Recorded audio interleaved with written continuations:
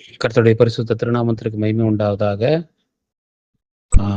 மேற்கண்ட வசனமானது நாம் பொதுவான நிலைமையிலே நித்திய இலைப்பாறுதலின் அடக்கத்தின் போது நாம் அதிகமாக தியானிக்கக்கூடிய வசனமாக இருக்கிறது. ஆனால் இந்த வார்த்தை அடக்க நிகழ்வின் போது வாசிப்பதை காட்டிலும் நம்முடைய வாழ்நாளினுடைய ரட்சிக்கப்பட்ட ஆரம்பத்திலே இந்த காரியத்தை நாம் நிதானிக்கும் பொழுது அது மிகுந்த ஆசீர்வாதமாக அமைகிறது. ஆம், மரணம் என்கிறது ஒரு மனிதனுடைய முடிவாக காணப்படுகிறது.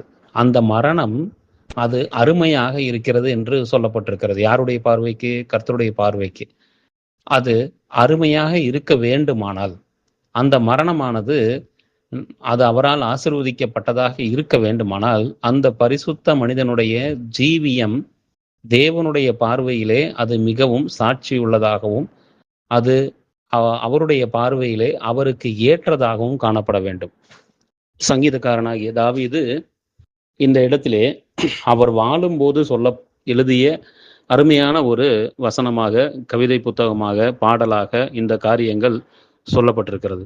தன்னுடைய வாழ்க்கையிலே அவன் வாழும் பொழுது தேவனுக்காக அவன் எந்த காரியங்களிலெல்லாம் வைராக்கியமாக இருக்கிறானோ, எந்த காரியங்களையெல்லாம் அவன் விட்டு கொடுக்கிறானோ, எந்த சுகபோக ஜீவியம், தனக்கென்ற அந்த சுயநல வாழ்க்கை, மற்றவர்களை கெடுக்காத ஒரு பிழைப்பு, இப்படியாக வாழக்கூடிய அந்த பரிசுத்தவான்களுடைய மரணம் கர்த்தருடைய பார்வையிலே அது மிகவும் அருமையாக இருக்கிறது என்று எழுதப்பட்டிருக்கிறது.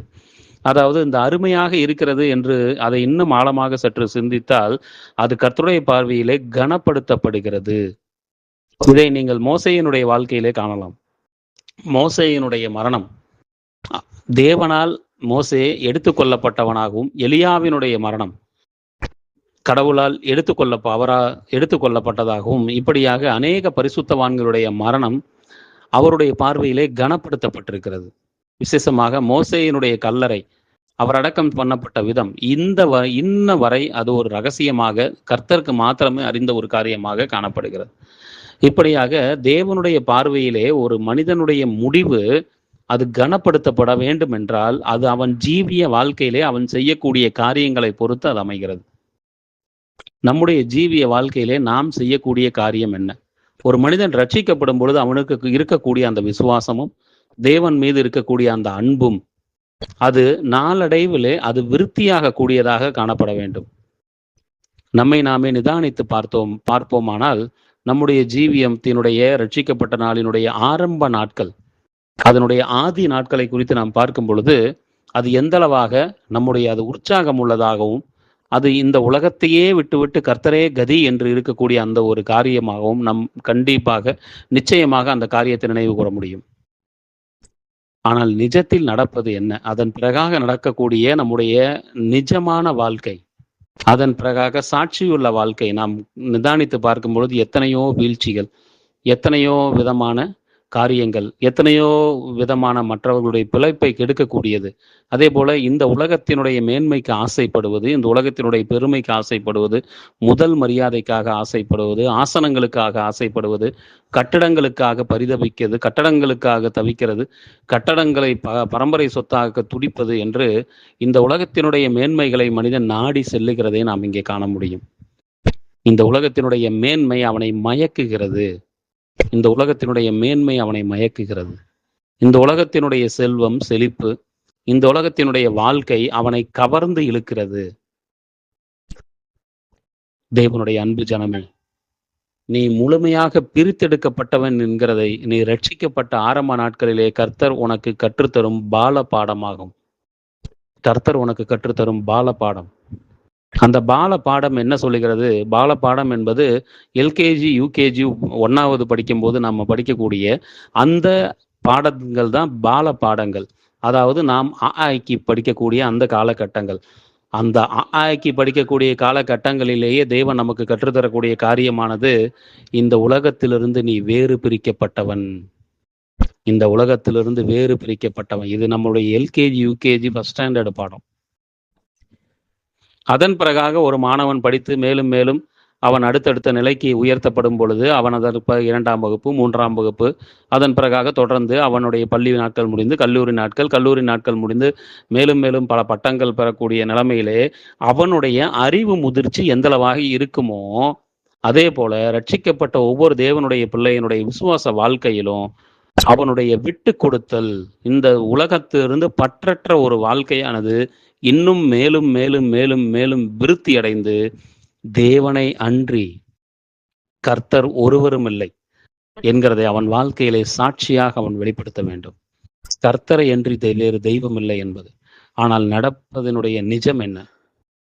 எனக்காக தேவை, என் மனைவிக்கான தேவை, என் பிள்ளைகளுக்கான தேவை, என் பேரன் பிள்ளைகளுக்காக, பேர பேத்திகளுக்காக தேவை, என் அடுத்த 2-3 தலைமுறைகளுக்கான தேவை என்று மனிதன், இந்த உலகத்தினுடைய மனிதனைப் போல ரட்சிக்கப்பட்ட தேவனுடைய பிள்ளைகளும் அதன் போக்கிலேயே ஓடக்கூடிய பரிதாபகரமான நிலைமை. இப்படியாக செல்வத்தின் மேல் செல்வம், பணத்தின் மேல் பலம், கட்டடத்தின் மேல் கட்டடம் என்று மனிதனுடைய ஆசைகள், பட்டங்கள் மேல் பட்டம், நாடு மேல நாடு என்று அவனுடைய எல்லா காரியங்களும் இந்த உலகத்திலே அதிகமாக நாம் வேதத்திலே வாசிக்கிறது போல என் ஆத்துமா மண்ணோடு ஒட்டி கொண்டிருக்கிறது என்று அவனுடைய ஆத்துமா எங்கிருந்து பிரிக்கப்பட்டதோ அங்கேயே அவனுடைய ஆத்துமாவை அவன் ஒட்ட வைத்துக் கொள்கிறான். கர்த்தருடைய பரிசுத்தவான்களுடைய மரணம் அவர் பார்வைக்கு மிகவும் அருமையாய் இருக்கிறது என்று வேதம் சொல்லுகிறது. இந்த ஜீவியத்திலே கொடுக்கப்பட்ட இந்த ஒரே ஒரு வாழ்க்கை, அதை நாம் தேவனுக்கென்று வாழ வேண்டும் என்று அவருடைய சித்தத்தில் அது எழுதியிருக்கிறது. ஆனால் நாம் நமக்காக அந்த வாழ்க்கையை நாம் வாழும் பொழுது தேவனுடைய சித்தத்தை நாம் தோற்கடிக்கிறோம். தேவனுடைய சித்தத்தை தோற்கடிக்கிறோம். முதலாவது தேவனுடைய ராஜ்யத்தையும் அவருடைய நீதியையும் தேடுங்கள், பின்பு இவைகளெல்லாம் உங்களுக்கு கூட கொடுக்கப்படும் என்று சொல்லப்பட்ட அந்த சத்தியத்தை நாம் கூட கொடுக்கப்படக்கூடிய காரியங்களில் செலுத்தக்கூடிய அந்த நாட்டம், தேவனுடைய ராஜ்யத்தையும் நீதியையும் நாம் அதிகமாக நாட்டத்தை கொள்வதில்லை.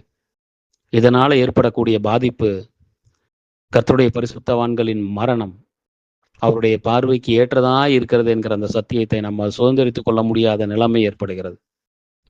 ஆம் பிரியமானவர்களே, இந்த வாழ்க்கையிலே, இந்த பூமியிலே வாழக்கூடிய இந்த ஒரே வாழ்க்கையிலே நம்முடைய வாழ்க்கை எப்படி அது இருந்தாலும் அது தேவனுக்காக நாம் வாழக்கூடிய வாழ்க்கையாக இருந்து அது எந்தளவாக கீழாக இருந்தாலும் பரவாயில்லை. ஆனால் நம்முடைய மரணமானது கர்த்தரால் கனப்படுத்தப்பட்டதாக இருக்க வேண்டும். அவருடைய பார்வைக்கு அருமையாக இருக்க வேண்டும். நம்முடைய மரணம் கர்த்தரால் கனவீனப்படுத்தப்பட்டதாக இருக்கக்கூடாது. நம்மை பூந்தோட்டத்திலே நித்திய இளைப்பாறுதலுக்குள்ளாக தேவன் நம்மை விதைக்க வேண்டும். நம்மளுடைய சரீரத்தை தூக்கி குப்பை தொட்டியிலே போடக்கூடாது. நம்முடைய சரீரத்தை தூக்கி குப்பை தொட்டியிலே போட்டுவிடக்கூடாது. அநேக அடக்க நிகழ்வுகளுக்கு நான் சென்றிருக்கிறேன். ரட்சிக்கப்பட்ட 26 ஆண்டு காலத்திலே பல மரணங்களை நான் கண்டிருக்கிறேன். அங்கே கல்லறை தோட்டத்திலே கனப்படுத்தப்பட்டவைகளும் உண்டு, குப்பை தொட்டியிலே புழுப்புழுத்து போடப்பட்ட சரீரங்களும் உண்டு. கர்த்தருடைய பரிசுத்தவான்களின் மரணம் அவருடைய பார்வைக்கு ஏற்றதா இருக்கிறது. நம்முடைய மரணம் கர்த்தரால் கனப்படுத்தப்பட வேண்டும். அநேக பரிசுத்தவான்கள் ஒன்று கூடி தோட்டத்திலே, அந்த கல்லறை தோட்டத்திலே என்று நாம் காண்கிறோம், கல்லறை தோட்டத்திலே நாம் விதைக்கப்பட வேண்டும். அது கர்த்தரால் கனப்படுத்தப்பட வேண்டும். அவருடைய பார்வைக்கு அருமையாக இருக்க வேண்டும். நம்மை அவர் வரவேற்க வேண்டும். பரலோகத்துக்கு சொல்லும் பொழுது இந்த பூமியில கொடுத்த எந்த அருமையான வாழ்க்கையை நம்முடைய சுய லாபத்துக்காக வாழ்ந்துவிட்டு, நம்முடைய பொண்டாட்டி பிள்ளைகளுக்கு, பேர பிள்ளைகளுக்கு என்று எல்லாவற்றையும் சேர்த்து வைத்து விட்டு, சபைக்கு செய்ய வேண்டிய அந்த காரியத்தை செய்யாமல் வஞ்சித்து வைத்துவிட்டு கட்டடங்களுக்கு அடித்துக் கொள்ளுவோமானால் நம்முடைய மரணம் நிச்சயமாக அவருடைய பார்வையில் அருமையாக இருக்காது. புழுப்புழுத்த நிலைமையிலே தூக்கி குப்பை தொட்டியிலே போட்டு விடுவார்.